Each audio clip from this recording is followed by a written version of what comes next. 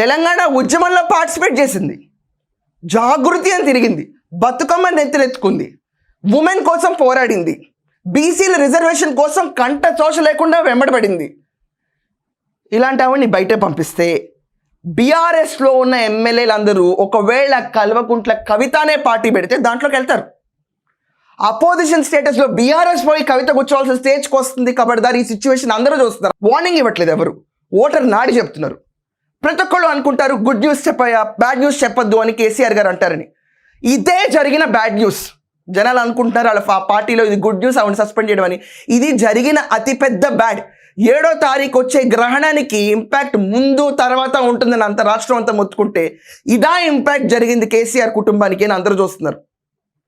గ్రహణం ఎవరికి వీడింది? గ్రహణం పడుతుంది బీఆర్ఎస్ పార్టీకి. ఈరోజు మెన్ డామినేటెడ్ వరల్డ్లో ఉమెన్ మాట్లాడడం ఇంత టఫా? తను పోరాడాలా ఒక్కతే?